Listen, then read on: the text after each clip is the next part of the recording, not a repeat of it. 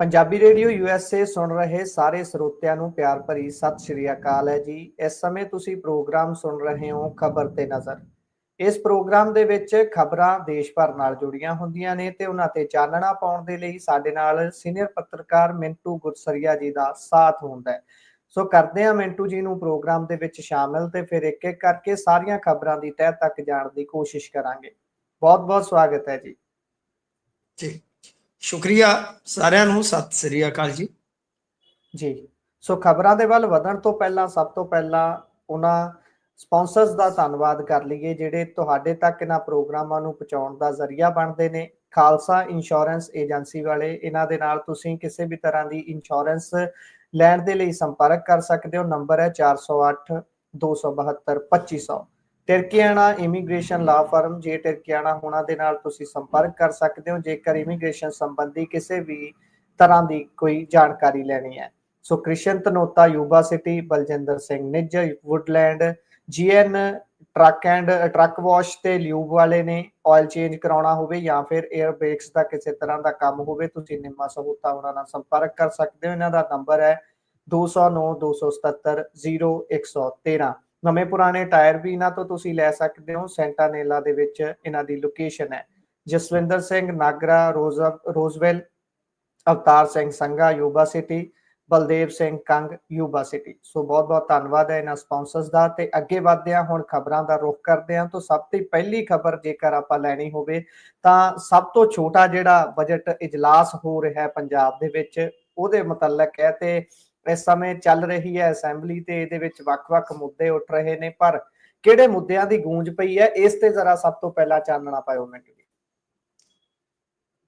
ਦੇਖੋ, ਮੁੱਦਿਆਂ ਦੀ ਗੱਲ ਤੇ ਹੋ ਰਹੀ ਆ, ਓਪੋਜੀਸ਼ਨ ਚੱਕ ਰਹੀ ਹੈ ਜਿੰਨੇ ਕੁ ਜੋਗੀ ਆ, ਪਰ ਅੱਜ ਸਭ ਤੋਂ ਵੱਡਾ ਵਿਵਾਦ ਉਸ ਵੇਲੇ ਹੋਇਆ ਜਦੋਂ ਸੁਖਪਾਲ ਸਿੰਘ ਖਹਿਰਾ ਸਮੇਤ ਵੱਡੇ ਕਾਂਗਰਸੀ ਲੀਡਰ ਜਿਹੜੇ ਸੀ ਉਹ ਬਾਹਰ ਪੱਤਰਕਾਰਾਂ ਦੇ ਸਾਹਮਣੇ ਆ ਕੇ ਦੁੱਖ ਰੋਣ ਲੱਗ ਪਏ ਕਿ ਬਈ ਸੁਖਪਾਲ ਸਿੰਘ ਖਹਿਰਾ ਨੂੰ ਜਦੋਂ ਵੀ ਉਹ ਟਾਈਮ ਮੰਗਦੇ ਆ ਤਾਂ ਟਾਈਮ ਨਹੀਂ ਦਿੱਤਾ ਜਾਂਦਾ। ਮਤਲਬ ਕਿ ਸਪੀਕਰ ਪੱਖਪਾਤੀ ਹੋ ਚੁੱਕੇ ਨੇ।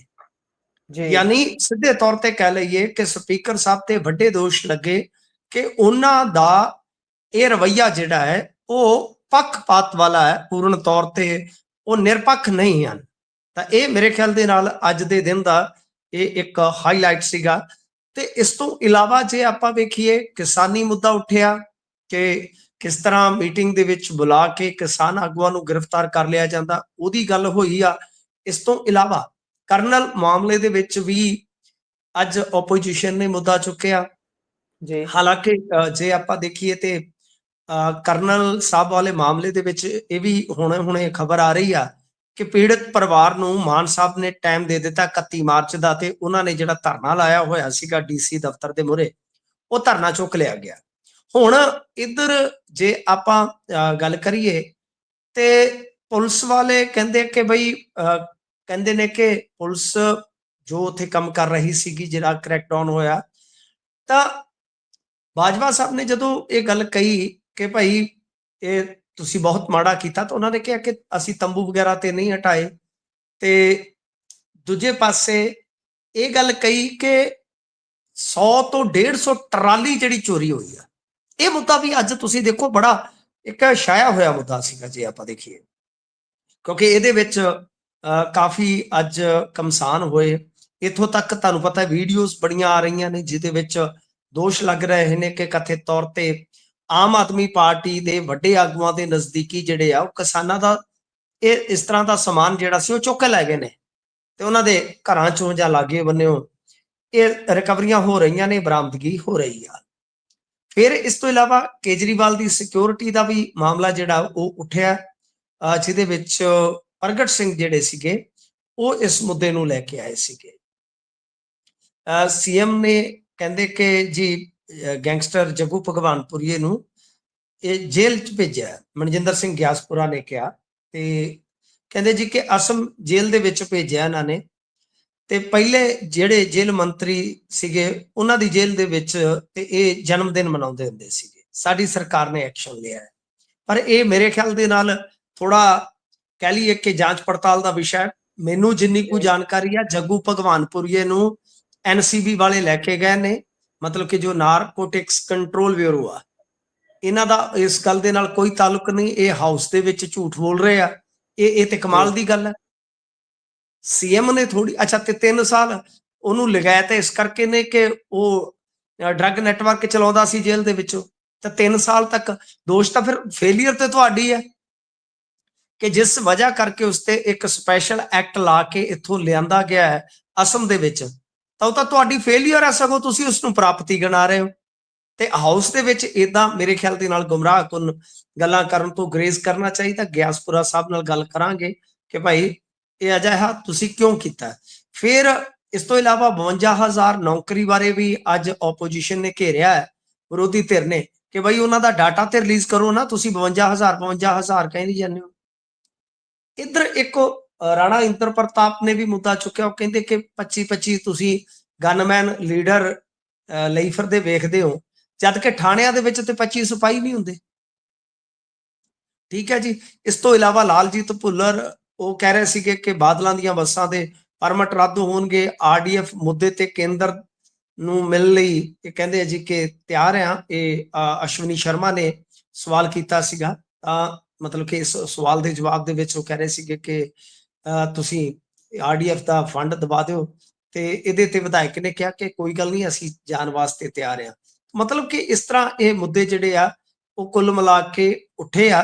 ਪਰ ਸਭ ਤੋਂ ਵੱਡੀ ਗੱਲ ਹੈ ਕਿ ਅੱਜ ਵੀ ਜੇ ਆਪਾਂ ਦੇਖੀਏ ਕਿ ਕੋਈ ਸਾਰਥਿਕ ਮਤਲਬ ਕਿ ਕਿਸੇ ਬਹਿਸ ਦਾ ਨਤੀਜਾ ਨਹੀਂ ਹੈ ਸਾਡੇ ਸਾਹਮਣੇ। ਇਹ ਅਕਸਰ ਆਪਾਂ ਦੇਖਦੇ ਆ, ਇਹ ਹੁੰਦਾ ਹੀ ਆ।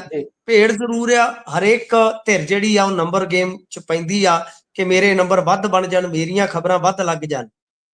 ਤਾਂ ਜਿਹੜੀ ਇੱਕ ਸਾਰਥਕ ਚਰਚਾ ਹੁੰਦੀ ਹੈ ਕਿਸੇ ਵੀ ਮਾਮਲੇ ਤੇ, ਉਹ ਸਾਨੂੰ ਦਿਖਾਈ ਨਹੀਂ ਦਿੰਦੀ। ਬਾਕੀ ਹੁਣ ਬਜਟ ਦੀ ਤਿਆਰੀ ਹੈ ਜੀ, ਬਜਟ ਆਉਣ ਵਾਲਾ। ਸੋ ਇਹ ਕੁੱਲ ਮਿਲਾ ਕੇ ਕਹਿ ਲਓ ਕਿ ਅੱਜ ਦੀ ਕਾਰਵਾਈ ਜਿਹੜੀ ਆ ਵਿਸ਼ੇਸ਼ ਤੌਰ ਤੇ ਉਹਦਾ ਮੋਟਾ ਹਿਸਾਬ ਕਿਤਾਬ ਹੈ ਜੀ। ਜੀ, ਸੋ ਸਾਰਥਕ ਗੱਲਬਾਤ ਤਾਂ ਕਿਤੇ ਲੱਭਦੀ ਨਹੀਂ। ਬਾਕੀ ਸਭ ਤੋਂ ਛੋਟਾ ਬਜਟ ਇਜਲਾਸ ਵੀ ਇਹ ਹੋਰ ਨਿਬੜਨਾ ਹੈ। ਬਜਟ ਪੇਸ਼ ਹੋਊ ਤਾਂ ਫਿਰ ਦੇਖਾਂਗੇ ਕਿ ਕਿਹੋ ਜਿਹੀਆਂ ਸਕੀਮਾਂ ਲੈ ਕੇ ਆ ਰਹੇ ਨੇ। ਕੀ 2027 ਦੀ ਤਿਆਰੀ ਨੂੰ ਮੱਦੇਨਜ਼ਰ ਰੱਖਦਿਆਂ ਹੋਇਆ ਇਹ ਬਜਟ ਹੋਊਗਾ ਜਾਂ ਫਿਰ ਕਿੱਧਰ ਨੂੰ ਗੱਲ ਜਾਂਦੀ ਹੈ। ਸੋ ਅੱਗੇ ਚੱਲੀਏ ਜੀ। ਸਿਸੋਦੀਆ ਸਾਹਿਬ ਪੰਜਾਬ ਪਹੁੰਚ ਚੁੱਕੇ ਨੇ, ਸ਼ਾਨਦਾਰ ਸਵਾਗਤ ਹੋਇਆ ਹੈ ਤੇ ਇੱਕ ਫੋਟੋ ਵੀ ਖਾਸੀ ਸਾਹਮਣੇ ਆਈ ਹੈ। ਜੇ ਕਈ ਜਾਣੇ ਉਹਨੂੰ ਰੀਟਵੀਟ ਕਰ ਕਰਕੇ ਕਹਿ ਰਹੇ ਨੇ ਕਿ ਕਿਹੜੇ ਮੁੱਦੇ ਵਿਚਾਰੇ ਨੇ ਪੰਜਾਬ ਦੇ, ਜਰਾ ਚਾਨਣਾ ਪਾਇਓ। ਤਸਵੀਰ ਕਿਉਂਕਿ ਸਾਹਮਣੇ ਆਈ ਹੈ ਨਾ, ਬੈਠੇ ਹੋਏ ਨੇ ਮਾਨ ਸਾਹਿਬ ਤੇ ਨਾਲ ਸਿਸੋਦੀਆ ਸਾਹਿਬ, ਪਾਇਓ ਚਾਨਣਾ ਜੀ। ਦੇਖੋ, ਮਨੀਸ਼ ਸਿਸੋਦੀਆ ਪੰਜਾਬ ਦੇ ਇੰਚਾਰਜ ਨੇ, ਬਣਾ ਦਿੱਤੇ। ਮੇਰੀ ਜਾਚੇ ਤੇ ਇਉਂ ਆ ਕਿ ਅਰਵਿੰਦ ਕੇਜਰੀਵਾਲ ਡਾਇਰੈਕਟਲੀ ਨਹੀਂ ਇੱਥੇ ਬੈਠਣਗੇ। ਉਹਨਾਂ ਨੇ ਆਪਣਾ ਇੱਕ ਤਰ੍ਹਾਂ ਨਾਲ ਕਹਿ ਲਓ ਕਿ ਇੱਕ ਹੋਰ ਬੰਦਾ, ਐਸਾ ਬੰਦਾ ਜੋ ਇਹਨਾਂ ਦਾ ਸਭ ਤੋਂ ਪੁਰਾਣਾ ਸਾਥੀ ਹੈ, ਦੂਤ ਬਣਾ ਕੇ ਭੇਜਤਾ ਕਹਿ ਸਕਦੇ। ਬਿਲਕੁਲ ਮੇਰਾ ਇਹ ਮੰਨਣਾ ਹੈ।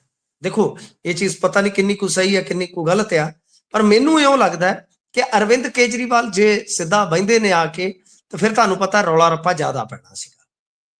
ਤਾਂ ਉਹਨਾਂ ਨੇ ਮਨੀਸ਼ ਸਿਸੋਦੀਆ ਨੂੰ ਬਿਠਾ ਦਿੱਤਾ। ਤੁਸੀਂ ਇਹ ਦੇਖੋ ਨਾ ਕਿ ਅੱਜ ਕਈ ਮੰਤਰੀ ਤੇ ਵਿਧਾਇਕ ਉੱਥੇ ਮੌਜੂਦ ਰਹੇ। ਜਿਵੇਂ ਤੁਸੀਂ ਕਹਿੰਦੇ ਹੋ ਕਿ ਸ਼ਾਇਦ ਭਗਵੰਤ ਮਾਨ ਜੀ ਦੀ ਵੀ ਫੋਟੋ ਆਈ ਹੈ, ਮੈਨੂੰ ਨਹੀਂ ਪਤਾ, ਮੈਂ ਫੋਟੋ ਨਹੀਂ ਦੇਖੀ, ਕਿ ਚਲੋ ਉਹ ਸਾਰੇ ਮੌਜੂਦ ਰਹੇ। ਹੁਣ ਉੱਥੇ ਮਨੀਸ਼ ਸਿਸੋਦੀਆ ਜਦੋਂ ਚੰਡੀਗੜ੍ਹ ਪਹੁੰਚੇ ਨੇ, ਤਾਂ ਉਹਨਾਂ ਨੇ ਕੀ ਕਿਹਾ? ਉਹ ਕਹਿੰਦੇ ਜੀ ਕਿ ਪਿਛਲੀਆਂ ਸਰਕਾਰਾਂ ਨੇ ਕਚਰਾ ਬੜਾ ਫੈਲਾਇਆ ਸੀਗਾ। ਉਹੀ ਇਹਨਾਂ ਦਾ ਰਟਿਆ ਡਾਇਲੌਗ, ਤੇ ਉਹਨੂੰ ਸਾਫ਼ ਕਰਨ ਦੇ ਵਿੱਚ ਵਕਤ ਜ਼ਰੂਰ ਲੱਗ ਰਿਹਾ ਹੈ। ਤੇ ਨਾਲ ਉਹਨਾਂ ਨੇ ਕਿਹਾ ਕਿ ਹੁਣ ਰਾਕਟ ਦੀ ਸਪੀਡ ਦੇ ਨਾਲ ਕੰਮ ਹੋਣਗੇ। ਬਸ ਇੱਥੇ ਕਲੀਅਰ ਹੋ ਜਾਂਦੀ ਹੈ ਨਾ ਗੱਲ, ਸੰਸਾਰ ਨੂੰ ਕਲੀਅਰ ਕਰ ਦਿੱਤਾ ਉਹਨਾਂ ਨੇ। ਤਾਂ ਮਤਲਬ ਉਹ ਕੀ ਕਹਿੰਦੇ ਆ ਕਿ ਅੱਗੇ ਸ਼ਾਇਦ ਕੰਮਾਂ ਦੇ ਵਿੱਚ ਤੇਜ਼ੀ ਨਹੀਂ ਸੀਗੀ ਸਾਹਿਬ, ਹੁਣ ਰਾਕਟ ਦੀ ਰਫ਼ਤਾਰ ਦੇ ਨਾਲ। ਦੋ ਗੱਲਾਂ ਨੇ ਕਿ ਇੱਕ ਤਾਂ ਬਈ ਜਿਹੜੀ ਮੌਜੂਦਾ ਇੱਥੇ ਦੀ ਮਸ਼ੀਨਰੀ ਆ ਉਹ ਠੀਕ ਢੰਗ ਨਾਲ ਨਹੀਂ ਸੀ ਚੱਲ ਪਾ ਰਹੀ। ਕੌਣ ਨਹੀਂ ਸੀ ਠੀਕ ਢੰਗ ਨਾਲ ਚਲਾ ਪਾ ਰਿਹਾ, ਫਿਰ ਤੁਸੀਂ ਸਮਝੋ। ਤਾਂ ਦੂਸਰਾ ਕਿ ਮੈਂ ਆ ਗਿਆ, ਵੀ ਮੈਂ ਆ ਗਿਆ, ਜੋ ਹੈ ਨਾ ਸਵਾਗਤ ਨਹੀਂ ਕਰੋਗੇ ਹਮਾਰਾ, ਤਾਂ ਸਵਾਗਤ ਤਾਂ ਹੋ ਗਿਆ। ਤਾਂ ਉਹ ਮਤਲਬ ਕਿ ਕਹਿਣਾ ਚਾਹੁੰਦੇ ਨੇ ਕਿ ਮੈਂ ਆ ਗਿਆ, ਹੁਣ ਕੰਮ ਤੁਸੀਂ ਦੇਖਿਓ। ਤਾਂ ਦੇਖੋ, ਇੰਚਾਰਜ ਲੱਗਦੇ ਹੁੰਦੇ ਨੇ, ਦੂਜੀਆਂ ਪਾਰਟੀਆਂ ਦੇ ਵੀ ਇੰਚਾਰਜ ਨੇ। ਭਾਜਪਾ ਦੇ ਇੰਚਾਰਜ ਰੂਪਾਨੀ ਸਾਹਿਬ ਆ, ਗੁਜਰਾਤ ਤੋਂ ਆਉਂਦੇ ਨੇ। ਜੇ ਆਪਾਂ ਵੇਖੀਏ ਤਾਂ ਕਾਂਗਰਸ ਦੇ ਹਾਲ ਦੇ ਦਿਨਾਂ ਦੇ ਵਿੱਚ ਹੀ ਬਣਾ ਕੇ ਭੇਜੇ ਨਾ ਬਘੇਲ ਸਾਹਿਬ। ਤਾਂ ਗੱਲ ਇਹ ਆ ਕਿ ਇੰਚਾਰਜ ਤੇ ਲੱਗਦੇ ਹੁੰਦੇ ਆ, ਪਰ ਆ ਇੰਚਾਰਜ ਇਹਨਾਂ ਦੇ ਨਵੇਂ ਲੱਗੇ ਆ ਜਿਹੜੇ ਕਿ ਸਰਕਾਰ ਦੇ ਕੰਮਕਾਰ ਨੂੰ ਸਿੱਧੇ ਕਹਿ ਰਿਹਾ ਕਿ ਹੁਣ ਤੁਸੀਂ ਦੇਖੋ ਕਿ ਕਿਸ ਤਰ੍ਹਾਂ ਕੰਮ ਚੱਲਦਾ, ਕਿਉਂਕਿ ਇਨਡਾਇਰੈਕਟਲੀ ਉਹ ਇਹੀ ਕਹਿ ਰਿਹਾ ਕਿ ਮੈਂ ਆ ਗਿਆ। ਦੇਖੋ ਗੱਲਾਂ ਕਈ ਕਿਸਮ ਦੀਆਂ ਚੱਲਦੀਆਂ ਪਈਆਂ ਨੇ ਇੱਥੇ, ਬਹੁਤ ਮਤਲਬ ਕਿ ਤਰ੍ਹਾਂ ਤਰ੍ਹਾਂ ਦੇ ਚਰਚੇ ਆ, ਪਰ ਇੰਨਾ ਮੈਨੂੰ ਜ਼ਰੂਰ ਪਤਾ ਲੱਗਿਆ ਹੈ ਕਿ ਇਹਨਾਂ ਨੇ ਕੁਝ ਵਿਧਾਇਕਾਂ ਨੂੰ ਜ਼ਰੂਰ ਸੱਦਿਆ ਹੈ। ਮਤਲਬ ਕਿ 3-4 ਦਿਨ ਪਹਿਲਾਂ ਨਿਯੁਕਤੀ ਹੋਈ ਹੈ ਮਨੀਸ਼ ਸਿਸੋਦੀਆ ਦੀ, ਤੇ ਜਿਹੜੇ ਮਤਲਬ ਕਿ ਵਿਧਾਇਕ ਜਿੱਦਾਂ ਕਹਿ ਲਓ ਕਿ ਕੁਝ ਭਗਵੰਤ ਮਾਨ ਦੇ ਕੋਈ ਗੁੱਡ ਬੁੱਕ 'ਚ ਨਹੀਂ ਹੈਗੇ ਜ਼ਿਆਦਾ, ਮਤਲਬ ਕਿ ਉਹਨਾਂ ਦੀ ਠੀਕ ਠਾਕ ਹੀ ਬਣਦੀ ਹੈ, ਤਾਂ ਉਹਨਾਂ ਦਾ ਨਾਂ ਵੀ ਕਿਤੇ ਨਾ ਕਿਤੇ ਜੁੜ ਰਿਹਾ ਹੈ ਕਿ ਉਹ ਵੀ ਮੀਟਿੰਗ ਕਰਨਗੇ। ਤਾਂ ਮਨੀਸ਼ ਸਿਸੋਦੀਆ ਦਾ ਆਉਣ ਦਾ ਮਤਲਬ ਤੇ ਇਹੋ ਹੀ ਆ ਕਿ ਭਗਵੰਤ ਮਾਨ ਤੇ ਪੂਰੀ ਤਰ੍ਹਾਂ ਸਿਕੰਜਾ ਕੱਸ ਦਿੱਤਾ ਜਾਏਗਾ। ਭਗਵੰਤ ਮਾਨ ਸਿਵਾਏ ਇੱਕ ਮਖੌਟਾ ਮੁੱਖ ਮੰਤਰੀ ਦੇ ਕੁਝ ਨਹੀਂ ਰਹਿਣਗੇ, ਕਿਉਂਕਿ ਵੈਭਵ, ਰਾਘਵ ਚੱਡਾ, ਪਾਠਕ, ਆਦਿਲ ਤੇ ਅੱਗੇ ਆਪਾਂ ਹੋਰ ਨਾਮ ਲਈਏ ਤੇ ਸਤਿੰਦਰ ਜੈਨ ਵੀ ਆ ਗਿਆ। ਮਤਲਬ ਕਿ ਇੰਨੇ ਵੱਡੇ ਬੰਦੇ ਆ ਕੇ ਦਿੱਲੀੋਂ ਬੈਠ ਕੇ, ਵਿਜੇ ਨਾਇਰ ਬੈਠ ਕੇ ਆ ਕੇ, ਸੋ ਇਸ ਤਰ੍ਹਾਂ ਇੱਕ ਤਰ੍ਹਾਂ ਨਾਲ ਕਹਿ ਲਓ ਕਿ ਮਾਨ ਸਾਹਿਬ ਤੇ ਗੇਰ ਨਿਕਲ ਗਏ ਨੇ, ਜੇ ਮੈਂ ਪੰਜਾਬੀ ਚ ਕਹਾਂ, ਇਹ ਨਿਊਟਰਲ ਹੋ ਗਏ ਨੇ, ਇਹਨਾਂ ਦੇ ਪੱਲੇ ਕੁਛ ਨਹੀਂ ਹੈ। ਤਾਂ ਤੁਸੀਂ ਦੇਖਣਾ ਜੋ ਵੀ ਫੈਸਲੇ ਹੋਣਗੇ ਲੁਧਿਆਣਾ ਚੋਣ ਸੰਬੰਧੀ, ਇਹ ਸਭ ਕੁਝ ਇਸੇ ਤਰ੍ਹਾਂ ਹੀ ਚੱਲੇਗਾ ਜੀ। ਜੋ ਵੀ ਇਹਨਾਂ ਦੀਆਂ ਚੱਲ ਰਹੀਆਂ ਨੇ ਐਕਸਰਸਾਈਜ਼, ਚਾਹੇ ਉਹ ਨਸ਼ੇ ਦੀ ਹੋਵੇ, ਚਾਹੇ ਉਹ ਸਰਕਾਰੀ ਮਸ਼ੀਨਰੀ ਨੂੰ ਚੁਸਤ ਦਰੁਸਤ, ਤੁਸੀਂ ਇੱਥੋਂ ਤੱਕ ਵੇਖੋ ਕਿ ਇਹਦੀ ਕਾਲ ਦੇ ਵਿੱਚ ਨੇ ਕਿ ਡੀਜੀਪੀ ਸਾਹਿਬ ਨੇ ਪਿਛਲੇ ਦਿਨ ਇੱਕ ਬਿਆਨ ਦੇ ਦਿੱਤਾ। ਉਹ ਕੀ ਸੀਗਾ ਕਿ ਅਸੀਂ ਬਈ ਮੁਲਾਂਕਣ ਕਰਾਂਗੇ ਹੁਣ ਪਰਫਾਰਮੈਂਸ ਦੇ ਆਧਾਰ ਤੇ ਉਸ ਤੋਂ ਬਾਅਦ ਜਿਹੜੀ ਰਿਪੋਰਟ ਬਣੇਗੀ ਫਿਰ ਉਹਦੇ ਹਿਸਾਬ ਕਿਤਾਬ ਦੇ ਨਾਲ ਅਫਸਰਾਂ ਨੂੰ ਦੇਖਾਂਗੇ ਕਿ ਕੀ ਕਰਨਾ ਹੈ। ਤਾਂ ਉਹਦੇ ਤੇ ਹਾਈ ਕੋਰਟ ਨੇ ਖੁਦ ਟਿੱਪਣੀ ਕੀਤੀ ਕਿ ਬਈ ਇਦਾਂ ਕਰਕੇ ਤੁਸੀਂ ਨਜਾਇਜ਼ ਮਾਮਲੇ ਜਿਹੜੇ ਆ ਨਾ ਉਹ ਦਰਜ ਕਰਨ ਦਾ ਰਾਹ ਖੋਲ ਰਹੇ ਹੋ, ਕਿਉਂਕਿ ਅਫਸਰ ਬਚਣ ਵਾਸਤੇ ਉਹ ਪਤਾ ਨਹੀਂ ਕਿਹਨੂੰ ਕਿਹਨੂੰ ਫੜ ਕੇ ਉੱਥੇ ਤੁਰ ਦੇਣਗੇ ਅੰਦਰ। ਇਹ ਤੁਸੀਂ ਕਰ ਕੀ ਰਹੇ ਹੋ? ਵੀ ਠੀਕ ਆ, ਡਰੱਗ ਦੇ ਵਿਰੁੱਧ ਤੁਹਾਡੀ ਜਿਹੜੀ ਇਹ ਹੈਗੀ ਐਕਸਰਸਾਈਜ਼ ਉਹ ਠੀਕ ਹੈ, ਐਕਸ਼ਨ ਠੀਕ ਆ, ਪਰੰਤੂ ਤੁਸੀਂ ਮੁਲਾਂਕਣ ਦੇ ਆਧਾਰ ਤੇ ਜੇ ਗੱਲ ਕਰੋਗੇ ਤਾਂ ਕੱਲ ਨੂੰ ਅਗਲਾ ਬਚਣ ਵਾਸਤੇ, ਤੁਹਾਡੀ ਡਾਂਗ ਤੋਂ ਬਚਾਅ ਕਰਨ ਵਾਸਤੇ ਉਹ ਤੇ ਨਜਾਇਜ਼ ਪਰਚੇ ਪਾ ਦੇ ਕਰੇਗਾ। ਸੋ ਇਸ ਤਰ੍ਹਾਂ ਹੈ ਕਿ ਉਹ ਸਾਰਾ ਕੁਝ ਜਿਹੜਾ ਚੱਲ ਰਿਹਾ ਹੈ ਉਹਦੇ ਪਿੱਛੇ ਦਿੱਲੀ ਵਾਲੇ ਹੀ ਖਲੋਤੇ ਨੇ। ਤਾਂ ਮਨੀਸ਼ ਸਿਸੋਦੀਆ ਆ ਗਿਆ, ਸਵਾਗਤ ਹੋ ਗਿਆ, ਸਭ ਕੁਝ ਹੋ ਗਿਆ, ਪਰ ਇਹਦੇ ਵਿੱਚ ਸਿਵਾਏ ਆਪਾਂ ਜੇ ਦੇਖੀਏ ਤਾਂ ਦਿੱਲੀ ਦੇ ਸਕੰਜਾ ਮਜ਼ਬੂਤ ਹੋਣ ਦੇ ਪੰਜਾਬ ਦਾ ਕੋਈ ਬਹੁਤਾ ਜ਼ਿਆਦਾ ਇਹਦੇ ਨਾਲ ਇਹ ਨਹੀਂ ਹੈਗਾ ਕਿ ਕੋਈ ਚਮਤਕਾਰੀ ਤਰੀਕਾ ਆਪਾਂ ਵੇਖਾਂਗੇ ਕਿ ਭਲਾ ਹੋ ਜਾਊਗਾ। ਇਹ ਤਾਂ ਸਾਰਾ ਕੁਝ ਇਸੇ ਤਰ੍ਹਾਂ ਹੀ ਚੱਲੂਗਾ। ਤਾਂ ਸਭ ਤੋਂ ਵੱਡੀ ਜੇ ਮੈਂ ਕਹੂੰਗਾ ਕਿ ਨਾਕਾਮ ਫੌਜ ਹੈ ਇਸ ਵੇਲੇ, ਤਾਂ ਉਹ ਆਪਣੇ ਜਿਹੜੇ 93 ਕੇ 94 ਆ, ਉਹ ਆ ਜਿਹੜੇ ਜਿਨ੍ਹਾਂ ਦੇ ਵਿੱਚ ਰੀੜ ਦੀ ਹੱਡੀ ਜਿਹੜੀ ਆ ਉਹ ਲੱਗਦਾ ਕਿ ਬਸ ਮਣਕੇ ਮੁਣਕੇ ਆਪਦੇ ਗਵਾ ਬੈਠੀ ਆ ਜੀ। ਸੋ ਅਗਲੀ ਖਬਰ ਦੇ ਵੱਲ ਜੇਕਰ ਚਲੀਏ ਤਾਂ ਡੱਲੇਵਾਲ ਸਾਹਿਬ ਨੂੰ ਪਹਿਲਾਂ ਤਾਂ ਪੂਰਾ ਪੰਜਾਬ ਘੁਮਾਤਾ ਜਦੋਂ ਉਹਨਾਂ ਨੂੰ ਮੀਟਿੰਗ ਤੋਂ ਬਾਅਦ ਚੱਕਿਆ, ਤੇ ਹੁਣ ਉਹਨਾਂ ਦੇ ਮਾਮਲੇ ਦੇ ਉੱਪਰ ਹਾਈ ਕੋਰਟ 'ਚ ਸੁਣਵਾਈ ਹੋਈ ਹੈ ਜੀ। ਕੀ ਕੁਝ ਗੱਲਬਾਤ ਹੋ ਰਹੀ ਹੈ? ਦੇਖੋ ਉੱਥੇ ਜਾ ਕੇ ਪੁਲਿਸ ਨੇ ਜਿਹੜਾ ਜਵਾਬ ਦਿੱਤਾ ਹੈ ਤੇ ਉਹ ਇਹ ਸੀਗਾ ਕਿ ਭਾਈ ਅਸੀਂ ਇਹਨਾਂ ਨੂੰ ਗ੍ਰਿਫਤਾਰ ਨਹੀਂ ਕੀਤਾ, ਕਿਉਂਕਿ ਇੱਕ ਪਟੀਸ਼ਨ ਪਾਈ ਗਈ ਸੀਗੀ ਇਹਨਾਂ ਦੀ ਗ੍ਰਿਫਤਾਰੀ ਦੇ ਸੰਦਰਭ ਦੇ ਵਿੱਚ। ਉਹਨਾਂ ਨੇ ਜਾ ਕੇ ਸਪਸ਼ਟ ਕਿਹਾ ਗੁਰਪ੍ਰੀਤ ਜੀ ਕਿ ਅਸੀਂ ਗ੍ਰਿਫਤਾਰ ਨਹੀਂ ਕੀਤਾ, ਬਲਕਿ ਸੁਪਰੀਮ ਕੋਰਟ ਨੇ ਜੋ ਕਿਹਾ ਸੀਗਾ ਕਿ ਇਹਨਾਂ ਨੂੰ ਇਲਾਜ ਦਿਓ, ਤਾਂ ਅਸੀਂ ਉਹਨਾਂ ਨੂੰ ਇਲਾਜ ਵਾਸਤੇ ਹਸਪਤਾਲ ਲਿਆਂਦਾ ਹੈ। ਤਾਂ ਉਹਨਾਂ ਨੇ ਸ਼ਾਇਦ ਅੱਜ ਪਟਿਆਲੇ ਦੇ ਇੱਕ ਹਸਪਤਾਲ ਦਾ ਜ਼ਿਕਰ ਵੀ ਕੀਤਾ, ਕਿਉਂਕਿ ਕੋਰਟ ਦੇ ਵਿੱਚ ਤੇ ਤੁਹਾਨੂੰ ਦੱਸਣਾ ਪਊਗਾ ਨਾ ਕਿ ਕਿਹੜੇ ਹਸਪਤਾਲ ਦੇ ਵਿੱਚ ਨੇ ਉਹ। ਅਤੇ ਇਸ ਤੋਂ ਇਲਾਵਾ ਅੱਜ ਜੋ ਕੋਰਟ ਨੇ ਮਾਮਲਾ ਜਿਹੜਾ ਅੱਗੇ ਵਧਾਇਆ ਹੈ ਉਹ ਇੱਕ ਪੱਖ ਤੋਂ ਕਹੀਏ ਕਿ ਰਾਹਤ ਵਾਲਾ ਵੀ ਆ, ਕਿਉਂਕਿ ਜੋ ਡੱਲੇਵਾਲ ਸਾਹਿਬ ਦੀ ਫੈਮਿਲੀ ਹੈ, ਜਿਨ੍ਹਾਂ ਨੂੰ ਖੁਦ ਨਹੀਂ ਸੀ ਪਤਾ ਲੱਗ ਰਿਹਾ, ਜਿੱਦਾਂ ਤੁਸੀਂ ਕਹਿ ਰਹੇ ਹੋ ਕਿ ਉਹਨਾਂ ਨੂੰ ਤੇ ਪੰਜਾਬ ਭ੍ਰਮਣ ਕਰ ਦਿੱਤਾ, ਇਹਨਾਂ ਨੇ ਪੰਜਾਬ ਦਾ ਹੀ ਸਾਰੇ ਦਾ ਦੌਰਾ ਕਰਵਾ ਦਿੱਤਾ, ਤਾਂ ਉਹ ਖੁਦ ਕਿਤੇ ਨਾ ਕਿਤੇ ਅਣਜਾਣ ਸਨ ਕਿ ਬਈ ਸਾਨੂੰ ਨਹੀਂ ਪਤਾ ਕਿ ਡੱਲੇਵਾਲ ਸਾਹਿਬ ਕਿੱਥੇ ਆ। ਤਾਂ ਹੁਣ ਸਾਫ਼ ਹੋ ਗਿਆ ਹੈ ਕਿ ਉਹ ਹਸਪਤਾਲ ਦੇ ਵਿੱਚ ਜ਼ੇਰੇ ਇਲਾਜ ਨੇ, ਤੇ ਉਹਨਾਂ ਨੂੰ ਯਾਨੀ ਪਰਿਵਾਰਕ ਮੈਂਬਰਾਂ ਨੂੰ ਡੱਲੇਵਾਲ ਸਾਹਿਬ ਦੇ ਨਾਲ ਮੁਲਾਕਾਤ ਦੀ ਇਜਾਜ਼ਤ ਮਿਲ ਗਈ ਆ। ਮਤਲਬ ਕਿ ਹੁਣ ਜ਼ਿੰਮੇਵਾਰੀ ਲਾ ਦਿੱਤੀ ਗਈ ਆ ਕਿ ਭਾਈ ਇਹਨਾਂ ਨੂੰ ਤੁਸੀਂ ਮਿਲਵਾਓ।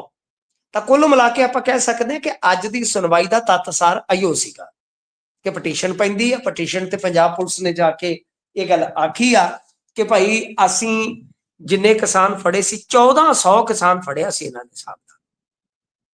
ਉਹ ਕਹਿੰਦੇ ਜੀ ਕਿ ਉਹਨਾਂ ਚੋਂ 800 ਛੱਡ ਦਿੱਤਾ, 450 ਛੱਡਣ ਦੀ ਤਿਆਰੀ ਆ ਕਿਉਂਕਿ 60 ਸਾਲ ਤੋਂ ਉੱਤੇ ਦੇ ਬਜ਼ੁਰਗ, ਖਾਸ ਤੌਰ ਤੇ ਮਾਤਾਵਾਂ ਜਾਂ ਜਿਨ੍ਹਾਂ ਨੂੰ ਕੋਈ ਬਿਮਾਰੀ ਹੈ, ਦਵਾਈ ਦੱਪਾ ਚੱਲਦਾ, ਅਸੀਂ ਉਹਨਾਂ ਨੂੰ ਛੱਡ ਰਹੇ ਹਾਂ ਪਹਿਲ ਦੇ ਆਧਾਰ ਤੇ। ਇਹਦਾ ਮਤਲਬ ਆ ਕਿ ਜੇ ਆਪਾਂ ਵੇਖੀਏ ਤਾਂ ਤਕਰੀਬਨ 150 ਕਿਸਾਨਾਂ ਤੇ ਜਾਂ ਕਿਸਾਨ ਆਗੂਆਂ ਤੇ ਇਹਨਾਂ ਨੇ ਮਾਮਲੇ ਦਰਜ ਕਰ ਲਏ, ਉਹਨਾਂ ਨੂੰ ਨਹੀਂ ਛੱਡਣ ਜਾ ਰਹੇ ਕਿਉਂਕਿ 800 ਛੱਡਤਾ, 450 ਨੂੰ ਛੱਡਣ ਦੀ ਤਿਆਰੀ, ਤਾਂ 150 ਤਾਂ ਇਹਦਾ ਮਤਲਬ ਹੈ ਕਿ ਉਹਨਾਂ ਨੇ ਪਰਚੇ ਪਾ ਦਿੱਤੇ ਆ। ਤਾਂ ਇਹ ਅੱਜ ਦੀ ਕਹਿ ਲਓ ਕਿ ਉੱਥੋਂ ਦੀ ਜਿਹੜੀ ਸੁਣਵਾਈ ਸੀ ਉਹਦਾ ਹਾਲ ਆ। ਤੇ ਬਾਕੀ ਅੱਗੇ ਹੁਣ ਵੇਖੋ ਡੱਲੇਵਾਲ ਸਾਹਿਬ ਦਾ ਕੀ ਬਣਦਾ। ਸੁਣਨ ਦੇ ਵਿੱਚ ਤੇ ਆਇਆ ਸੀਗਾ ਕਿ ਹਿਰਾਸਤ ਦੇ ਦੌਰਾਨ ਉਹਨਾਂ ਨੇ ਪਾਣੀ ਵੀ ਛੱਡ ਦਿੱਤਾ। ਇਹ ਦੇਖਣਾ ਹੋਏਗਾ ਕਿ ਹੁਣ ਅੱਗੇ ਕਿਸ ਦਿਸ਼ਾ ਵੱਲ ਗੱਲ ਵੱਧਦੀ ਆ, ਕਿਉਂਕਿ ਹੁਣ ਤੇ ਖਾਸੇ ਦਿਨ ਹੋ ਗਏ ਆ। ਦੁਬਾਰਾ ਆਪਾਂ ਨੂੰ ਵੀ ਲੱਗਦਾ ਪਿਆ ਕਿ ਕੋਈ ਅੰਦੋਲਨ ਵਗੈਰਾ ਕੋਈ ਬਹੁਤ ਤਕੜੇ ਢੰਗ ਨਾਲ ਖੜਾ ਕਰਨ ਦਾ ਹਾਲੇ ਤੇ ਕੋਈ ਮੈਨੂੰ ਮਨਸੂਬਾ ਲੱਗਦਾ ਨਹੀਂ, ਕੋਈ ਇਮਕਾਨ ਲੱਗਦਾ ਨਹੀਂ ਹੈ। ਤਾਂ ਵੇਖੋ ਅੱਗੇ ਹੋ ਸਕਦਾ ਕਿ ਡੱਲੇਵਾਲ ਸਾਹਿਬ ਨੂੰ ਉਹ ਕਹਿਣ ਕਿ ਬਈ ਤੁਸੀਂ ਲੈ ਜਾਓ, ਪਰ ਮੇਰੇ ਖਿਆਲ ਦੇ ਨਾਲ ਦੂਜੇ ਪੱਖ ਤੋਂ ਸੋਚਿਆ ਜਾਏਗਾ ਕਿ ਡੱਲੇਵਾਲ ਸਾਹਿਬ ਨਾਲ ਯਕਦਮ ਹਮਦਰਦੀ ਵੀ ਜਿਹੜੀ ਆ ਜੁੜ ਸਕਦੀ ਆ। ਤਾਂ ਇਹ ਹੁਣ ਕਹਿ ਲਓ ਕਿ ਕੁਝ ਨਹੀਂ ਕਿਹਾ ਜਾ ਸਕਦਾ ਪੱਕੇ ਤੌਰ ਤੇ ਕਿ ਉਹਨਾਂ ਦੀ ਹਿਰਾਸਤ ਦੀ ਮਿਆਦ ਕਦੋਂ ਖਤਮ ਹੋਏਗੀ, ਪਰ ਇਹ ਮੁਸ਼ਕਲ ਲੱਗਦਾ ਕਿ ਉਹ ਕਹਿਣ ਕਿ ਲੈ ਜਾਓ। ਪਰ ਹੋ ਸਕਦਾ ਕਿ ਸਰਕਾਰ ਦੂਜੇ ਪੱਖ ਤੋਂ ਵੀ ਸੋਚੇ ਕਿ ਹਾਲ ਫਿਲਹਾਲ ਤੇ ਕੋਈ ਹੈ ਨਹੀਂ ਇਮਕਾਨ। ਦੇਖਦੇ ਅੱਗੇ ਕੀ ਬਣਦਾ ਗੁਰਪ੍ਰੀਤ ਜੀ, ਸਪਸ਼ਟ ਕੁਛ ਨਹੀਂ ਹੈ ਜੀ। ਸੋ ਵੇਖਦੇ ਆ ਬਣਦਾ ਕੀ ਹੈ। ਪਰ ਉਧਰ ਜਿਹੜੇ ਪੰਨੂ ਹੋਣੇ ਨੇ, ਸਤਨਾਮ ਸਿੰਘ ਪੰਨੂ ਹੋਣੀ, ਉਹਨਾਂ ਨੇ ਇਹ ਕਿਹਾ ਕਿ ਜਿਹੜੇ ਸਾਡੇ ਕਿਸਾਨ ਲੈ ਗਏ ਨੇ ਹਿਰਾਸਤ ਦੇ ਵਿੱਚ, ਅਸੀਂ ਉਹਨਾਂ ਨੂੰ ਛਡਾਉਣ ਵਾਲੇ ਨਹੀਂ ਆ ਤੇ ਤੁਸੀਂ ਸਾਨੂੰ ਮੈਦਾਨ 'ਚ ਹੀ ਟੱਕਰੋ, ਤੁਹਾਨੂੰ ਉੱਥੇ ਹੀ ਦੇਖਾਂਗੇ। ਤੇ ਹੁਣ ਗੱਲ ਤੁਰਦੀ ਕਿੱਧਰ ਨੂੰ ਆ। ਸੋ ਅਗਲੀ ਖਬਰ ਤੇ ਜੇਕਰ ਚੱਲੀਏ ਤਾਂ ਐਮਪੀ ਅੰਮ੍ਰਿਤਪਾਲ ਸਿੰਘ ਹੋਣਾ ਦੀ ਗੱਲ ਕਰੀਏ, ਉਹਨਾਂ ਤੇ ਲੱਗੀ ਹੋਈ ਐਨਐਸਏ ਹਟ ਸਕਦੀ ਹੈ ਜੀ? ਦੇਖੋ ਚਰਚਾਵਾਂ ਨੇ, ਅਖਬਾਰਾਂ 'ਚ ਖਬਰਾਂ ਵੀ ਲੱਗ ਗਈਆਂ ਨੇ, ਕਿਉਂਕਿ ਐਨਐਸਏ ਦੀ ਮਿਆਦ ਤੇ ਮੇਰੇ ਖਿਆਲ ਦੇ ਨਾਲ 22 ਦੀ ਸੀਗੀ ਤੇ ਹਾਲੇ ਤੱਕ ਕੋਈ ਡਾਕੂਮੈਂਟ ਜਾਂ ਕੋਈ ਕਨਫਰਮੇਸ਼ਨ ਇਸ ਤਰ੍ਹਾਂ ਦੀ ਨਹੀਂ ਹੈਗੀ ਕਿ ਐਕਸਟੈਂਡ ਕੀਤਾ ਗਿਆ ਹੋਵੇ ਐਨਐਸਏ ਨੂੰ। ਬਾਕੀ ਜਿਹੜੀ ਗੱਲ ਹੈ ਉਹ ਸਾਫ਼ ਹੋਵੇਗੀ ਗੁਰਪ੍ਰੀਤ ਜੀ 25 ਨੂੰ, ਕਿਉਂਕਿ ਤੁਹਾਨੂੰ ਯਾਦ ਹੋਣਾ 25 ਤਰੀਕ ਨੂੰ ਸੁਣਵਾਈ ਆ ਮੁੜ ਹਾਈ ਕੋਰਟ ਦੇ ਵਿੱਚ ਐਨਐਸਏ ਨੂੰ ਜਿਹੜਾ ਚੈਲੰਜ ਕੀਤਾ ਗਿਆ। ਤਾਂ ਜਿਹੜਾ ਐਨਐਸਏ ਨੂੰ ਚੈਲੰਜ ਕੀਤਾ ਗਿਆ ਕਿਉਂਕਿ ਅੱਗੇ ਮਾਮਲਾ ਜਿਹੜਾ ਸੀਗਾ ਉਹ ਸੀਗਾ ਇਹਨਾਂ ਦੀ ਮੈਂਬਰਸ਼ਿਪ ਦਾ, ਜਿਹੜਾ ਪਿਛਲੇ ਦਿਨੀ ਹਾਈ ਕੋਰਟ 'ਚ ਨਿਬੜਿਆ ਸੀਗਾ, ਕਿਉਂਕਿ ਉਹਦੇ 'ਚ ਤੁਹਾਨੂੰ ਪਤਾ ਹੀ ਆ ਕਿ ਫਿਰ ਸਰਕਾਰ ਨੇ ਆ ਕੇ ਕਹਿ ਦਿੱਤਾ ਸੀਗਾ ਕਿ ਅਸੀਂ ਕਮੇਟੀ ਬਿਠਾਲ ਦਿੱਤੀ ਆ। ਉਹ ਤੋਂ ਬਾਅਦ ਕਮੇਟੀ ਨੇ ਸਿਫਾਰਿਸ਼ਾਂ ਕਰ ਦਿੱਤੀਆਂ ਕਿ ਇਹਨਾਂ ਨੂੰ ਰਿਲੀਫ ਦਿੱਤੀ ਜਾ ਸਕਦੀ ਆ। ਉਸ ਤੋਂ ਬਾਅਦ ਇਹਨਾਂ ਨੂੰ ਕਹਿ ਲਓ ਕਿ ਭਾਈ ਮੈਂਬਰਸ਼ਿਪ ਜਿਹੜੀ ਸੁਰੱਖਿਅਤ ਹੋਣ ਦੀ ਗਾਰੰਟੀ ਮਿਲ ਗਈ, ਤਾਂ ਉਹਦਾ ਤਾਂ ਨਿਬੇੜਾ ਹੋ ਗਿਆ। ਇੱਕ ਪਟੀਸ਼ਨ ਐਨਐਸਏ ਨੂੰ ਲੈ ਕੇ ਆ, ਤਾਂ ਉਹਦੇ ਤੇ ਜਦੋਂ ਹੁਣ ਮਤਲਬ ਕਿ ਸਰਕਾਰ ਜਿਹੜੀ ਹੈ ਉਹ ਜਾ ਕੇ ਜਵਾਬ ਦਾਖਲ ਕਰੇਗੀ, ਪੰਜਾਬ ਸਰਕਾਰ ਖਾਸ ਤੌਰ ਤੇ ਜਾ ਕੇ ਉੱਥੇ ਜਵਾਬ ਜਿਹੜਾ ਦਾਖਲ ਕਰੇਗੀ, ਤਾਂ ਉਹਦੇ 'ਚ ਉਹ ਰਿਕਾਰਡ ਤੇ ਲਿਆਉਣਗੇ ਨਾ ਕਿ ਅਸੀਂ ਐਨਐਸਏ ਨਹੀਂ ਵਧਾਇਆ, ਤਾਂ ਫਿਰ ਉੱਥੇ ਸਥਿਤੀ ਸਪਸ਼ਟ ਹੋਣ ਦੀ ਸੰਭਾਵਨਾ ਹੈ।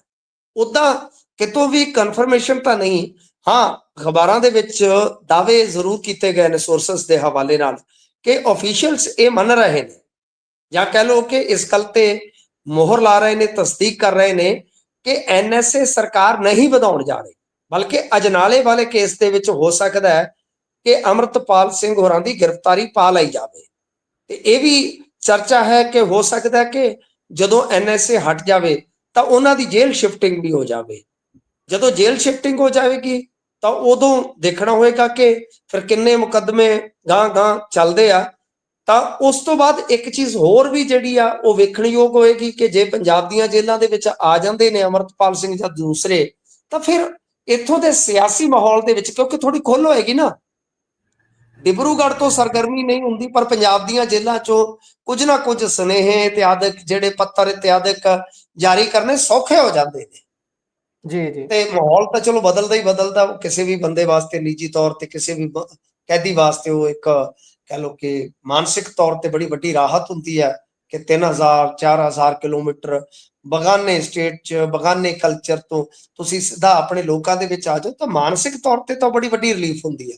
ਪਰ ਦੋ ਲਿਹਾਜ਼ ਨਾਲ ਦੇਖਣਾ ਹੋਏਗਾ ਇਸ ਕਹਾਣੀ ਨੂੰ, ਕਿ ਇੱਕ ਤਾਂ ਕਿ ਅਮਰਤਪਾਲ ਸਿੰਘ ਇੱਥੇ ਸ਼ਿਫਟ ਹੁੰਦੇ ਨੇ ਕਿ ਨਹੀਂ, ਤੇ ਜੀ ਫਿਰ ਦੂਜੇ ਪੱਖ ਤੋਂ ਇਹ ਹੈ ਕਿ ਜੇ ਹੁੰਦੇ ਆ ਤਾਂ ਫਿਰ ਸਿਆਸੀ ਜਿਹੜਾ ਇਸ ਵੇਲੇ ਦਾ ਦੌਰ ਚੱਲ ਰਿਹਾ ਹੈ ਉਹਦੇ ਵਿੱਚ ਕਿਸ ਤਰ੍ਹਾਂ ਦਾ ਪ੍ਰਭਾਵ ਹੋਏਗਾ। ਕਿਉਂਕਿ ਤੁਹਾਨੂੰ ਇੱਕ ਗੱਲ ਤਾਂ ਮੰਨਣੀ ਪਵੇਗੀ ਕਿ ਠੀਕ ਹੈ, ਵਾਰਸ ਪੰਜਾਬ ਦੇ ਜੋ ਅਕਾਲੀ ਦਲ ਬਣਿਆ ਤਾਂ ਪੂਰੇ ਪੰਜਾਬ 'ਚ ਤਾਂ ਨਹੀਂ ਮੰਨ ਲਓ, ਪਰ ਮਾਝੇ ਦੇ ਵਿੱਚ ਤੇ ਅਸਰ ਪਾਵੇਗਾ ਨਾ। ਤੇ ਜੇ ਮਾਝੇ ਦੇ ਵਿੱਚ ਜੀ ਵੀ ਅਸਰ ਪੈਂਦਾ ਤਾਂ ਉਹ ਨੁਕਸਾਨ ਕਿਸ ਨੂੰ ਕਰੇਗਾ, ਫਾਇਦਾ ਕਿਸ ਨੂੰ ਕਰੇਗਾ। ਯਾਨੀ ਇਹ ਜੋੜ ਘਟਾਓ ਵੀ ਜਿਹੜੇ ਆ ਨਾ ਉਸ ਤੋਂ ਬਾਅਦ ਹੀ ਕਹਿ ਲਓ ਕਿ ਤੈਅ ਹੋਣਗੇ ਕਿ ਕਹਾਣੀ ਕਿੱਧਰ ਨੂੰ ਤੁਰਦੀ ਹੈ ਜੀ। ਜੀ ਸੋ ਉਹਦਾ ਪੰਥਕ ਐਂਗਲ ਵੀ ਹੈ। ਸੋ ਪੰਥ ਦੇ ਵਿੱਚ ਜੋ ਕੁਝ ਇਸ ਸਮੇਂ ਚੱਲ ਰਿਹਾ ਹੈ ਉਹਨੂੰ ਲੈ ਕੇ ਵੀ ਨਵੀਆਂ ਚਰਚਾਵਾਂ ਜਾਂ ਨਵੇਂ ਕੋਣ ਦੇਖਣ ਨੂੰ ਫਿਰ ਜ਼ਰੂਰ ਮਿਲ ਸਕਦੇ ਨੇ, ਕਿਉਂਕਿ ਇਹਨਾਂ ਨੇ ਵੀ ਪਾਰਟੀ ਬਣਾ ਲਈ ਸੀ। ਉਸ ਤੋਂ ਬਾਅਦ ਪਾਰਟੀ ਦੀਆਂ ਸਰਗਰਮੀਆਂ ਵੀ ਸ਼ਾਇਦ ਦੇਖਣ ਨੂੰ ਲਗਾਤਾਰ ਮਿਲ ਰਹੀਆਂ ਨੇ।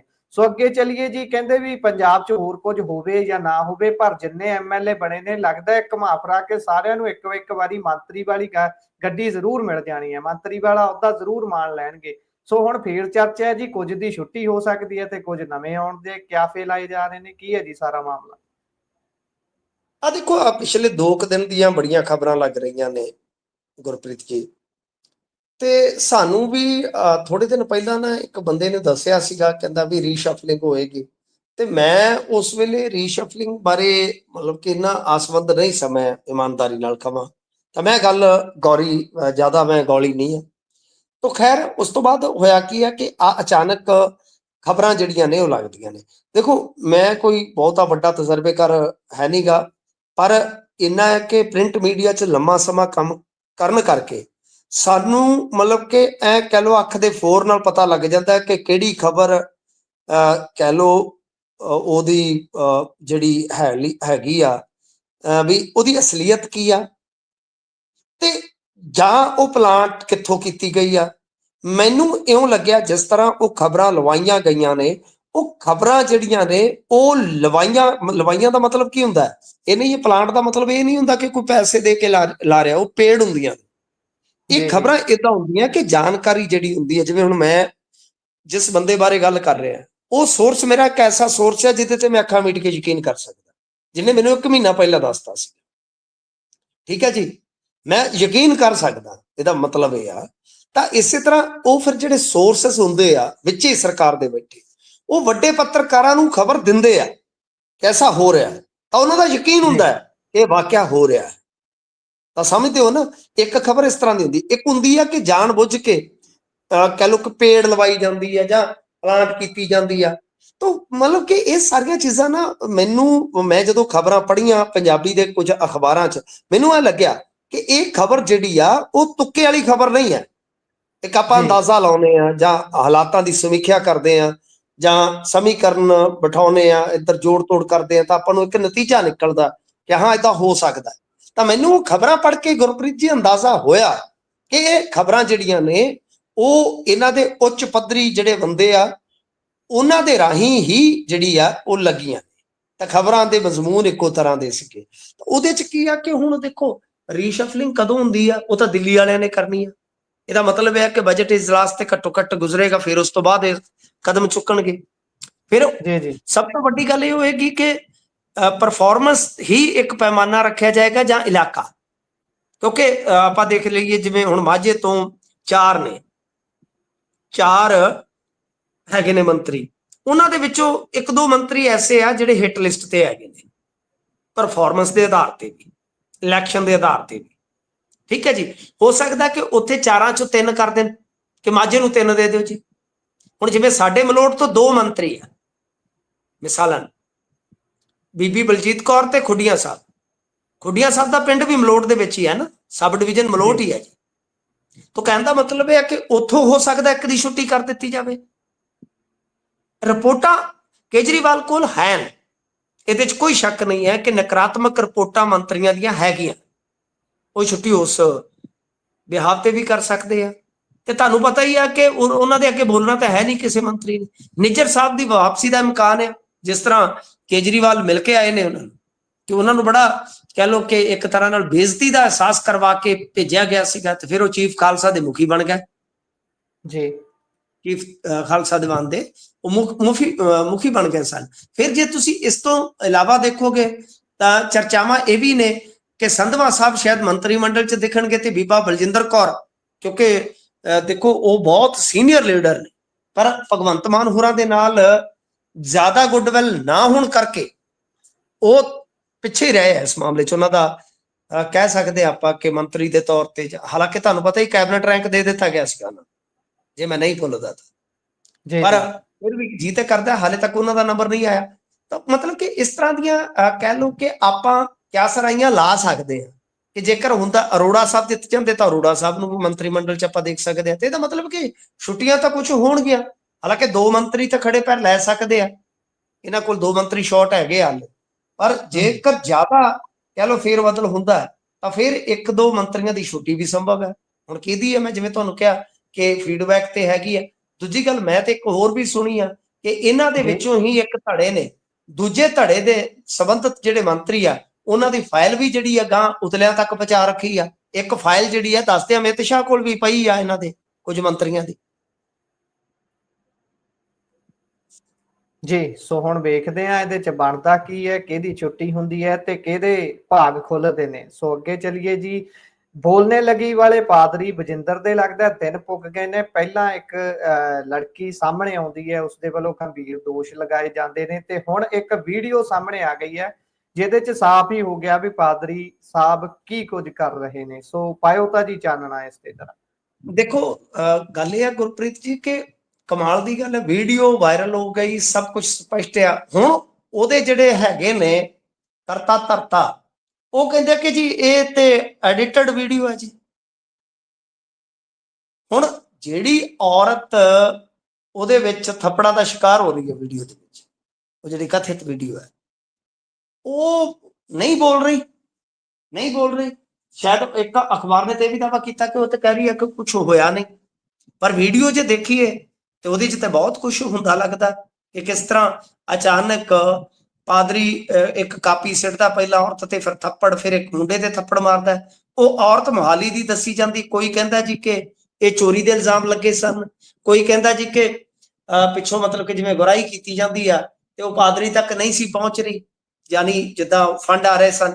ਫਿਰ ਇਸ ਤੋਂ ਇਲਾਵਾ ਕੋਈ ਕਹਿੰਦਾ ਕਿ ਉਹ ਜਿਹੜਾ ਸਮਾਗਮ ਜਿਹਾ ਕਰਦੇ ਨੇ ਇਹ, ਕਿ ਉਹਦੇ ਵਿੱਚ ਇਹਨੇ ਔਰਤ ਨੇ ਐਕਟਿੰਗ ਠੀਕ ਢੰਗ ਨਾਲ ਨਹੀਂ ਸੀ ਕੀਤੀ ਤਾਂ ਉਹ ਗੁੱਸਾ ਹੋ ਗਿਆ। ਮਤਲਬ ਕਿ ਕਈ ਤਰ੍ਹਾਂ ਦੀਆਂ ਚਰਚਾਵਾਂ ਨੇ, ਪਰ ਪਾਦਰੀ ਦੀ ਅੱਜ ਤਰੀਕ ਸੀ ਕਿ ਮੋਹਾਲੀ ਇਹ ਪੇਸ਼ ਵੀ ਹੋ ਗਿਆ। ਪਰ ਜੋ ਤੁਸੀਂ ਸ਼ਬਦ ਇਸਤੇਮਾਲ ਕੀਤੇ ਮੇਰੇ ਖਿਆਲ ਦੇ ਨਾਲ ਵਾਕਿਆ ਢੁਕਵੇਂ ਹੈ ਨਾ ਕਿ ਕਿਤੇ ਨਾ ਕਿਤੇ ਪਾਦਰੀ ਹੁਣ ਆਪਣੇ ਆਪ ਹੀ ਐਕਸਪੋਜ਼ ਹੋ ਰਿਹਾ।